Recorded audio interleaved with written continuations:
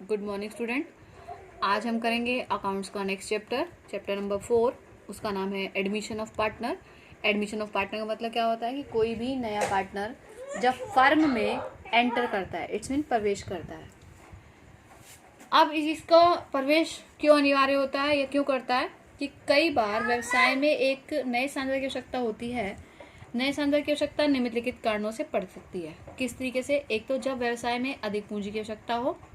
Number 2, जब व्यवसाय के संचालन के लिए योग्य और अनुभवी व्यक्ति की आवश्यकता हो। कई बार ऐसा होता है कि जो पार्टनर्स काम कर रहे होते हैं वो सोचते हैं कि हम एक्सपीरियंस होल्डर नहीं है, किसी नए व्यक्ति को एंटर कर देते हैं, फर्म में ले लेते हैं, वो एक्सपीरियंस होल्डर होगा। तो वो कौन से होते हैं? अनुभवी व्यक्ति की आवश्यकता हो, तब पार्टनर्स को एडमिशन हो जाता है। किसी प्रभावशाली विख्यात व्यक्ति को सांझी बनाकर, यानी कि कोई जिसकी गुडविल बहुत अच्छी हो, रेपुटेशन बहुत अच्छी हो, उसको पार्टनर बनाकर भी हम क्या कर सकते हैं? Admission of A partner. किसी योग्य कर्मचारी को प्रोत्साहित करने के लिए सांधर बना लिया जाता है। कई बार क्या होता है कि कोई कर्मचारी वर्कर जो होता है, काम करने वाला अच्छा होता है, योग्य कर्मचारी होता है, तो उसको प्रोत्साहित करने के लिए, प्रोत्साहन देने के लिए, मोटिवेट करने के लिए हम उसको क्या बना लेते हैं? पार्टनर बना लेते हैं। सांधर के फर्म से साझेदारी फर्म का पुनर्गठन हो जाता है। जब कोई पार्टनर एडमिट करता है तो उस फर्म का, जो साझेदारी फर्म होती है, पार्टनरशिप फर्म होती है, उसका पुनर्गठन मतलब रीस्टार्ट हो जाती है एक हिसाब से, क्योंकि इससे साझेदारों का वर्तमान अनुबंध समाप्त हो जाता है। जो पहले इन्होंने एग्रीमेंट किया होता है वो समाप्त हो जाता है और एक नए एग्रीमेंट की जरूरत होती है। नए साझेदार के प्रवेश के समय नया साझेदार संलेख बनाया जाता है, यानी कि नई पार्टनरशिप डीड बनाई जाती है, क्योंकि पुराना साझेदार संलेख समाप्त हो जाता है। भारतीय साझेदारी अधिनियम की धारा 31(1) के अनुसार नया साझेदार तभी बनाया जा सकता है जब सभी साझेदार सहमत हो। और ये चीज़ आपने बिजनेस स्टडी में पढ़ भी रखी है कि भारतीय अधिनियम 1932 की धारा 4 के अनुसार सभी पार्टनर साझेदार हो सकते हैं अगर सभी पार्टनर्स की सहमति हो, लेकिन एक अवयस्क साझेदार नहीं हो सकता, उसे केवल लाभों में ही साझेदार बनाया जा सकता है। नया साझेदार प्रवेश के समय अपने हिस्से की ख्याति और पूंजी लाता है और पुराने साझेदार अपने हिस्से में से कुछ त्याग करके उसे लाभों में हिस्सा देता है।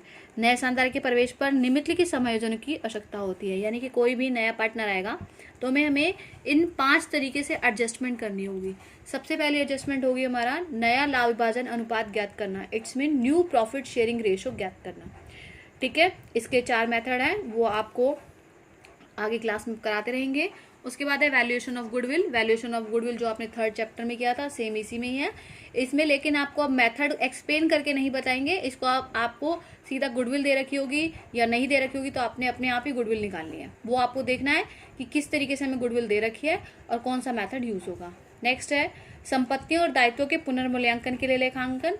इसका मतलब क्या है? Revaluation of assets and liability. जो 3rd चैप्टर में हमने टॉपिक छोड़ा था वो ये वाला टॉपिक है, इसीलिए इसको हम 4th चैप्टर में डिस्कस करेंगे। नेक्स्ट है रिजर्व एंड एक्मुलेटेड प्रॉफिट्स का लेखांकन। तो जो हमने रिजर्व और एक्मुलेटेड प्रॉफिट्स का किया था कि जनरल रिजर्व है, प्रॉफिट एंड लॉस का क्रेडिट बैलेंस है, तो उसको क्या करते हैं? ओल्ड पार्टनर ओल्ड रेशो में सेम उसी तरीके से करना है। साझेदारों के पूंजी को नए लाभ विभाजन अनुपात में समायोजित करना, यानी कि जो नया पार्टनर आया है उसकी जो प्रॉफिट एंड शेयरिंग रेशो में चेंज होगा उसके एडजस्टमेंट करना। ठीक है, तो सबसे पहला हम फर्स्ट टॉपिक पढ़ेंगे नया लाभ विभाजन अनुपात ज्ञात करना, calculation of new profit sharing ratio. ठीक है, कौन सा है? New profit sharing ratio. हमने अभी पिछले चैप्टर में निकाला था सेक्रीफाइस और गेनिंग रेशो। ठीक है, और उसमें हमें ओल्ड रेशो भी गिवन होता था, न्यू रेशो भी गिवन होता था। अब इसमें क्या होगा? हमें ओल्ड के बारे में कुछ ना कुछ बताया हुआ होगा, लेकिन न्यू हमें निकालना है। तो किस तरीके से निकालना होगा? इसकी 4 कंडीशंस हैं, लेकिन सबसे पहले हम पढ़ते हैं कि है क्या।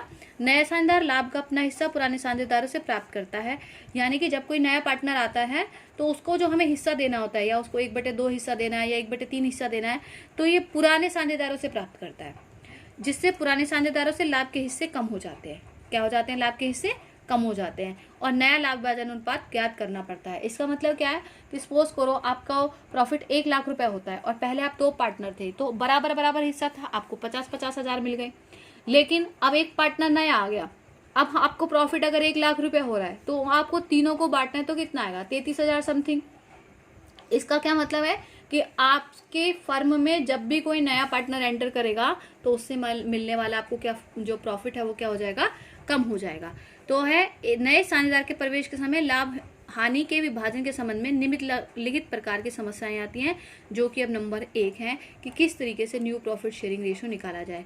इसमें है जब प्रश्न में केवल नए शानदार के अनुपात ही दिया होता है, नए शानदार का अनुपात ही दिया होता है तथा यह स्पष्ट नहीं होता कि नए शानदार ने अपना हिस्सा पुराने साझेदारों से किस अनुपात में लिया है, तो यह मान लिया जाता है कि पुराने साझेदारों के लाभ विभाजन अनुपात में कोई परिवर्तन नहीं है और वे अपने पुराने अनुपात में ही लाभ हानि का विभाजन करते रहेंगे।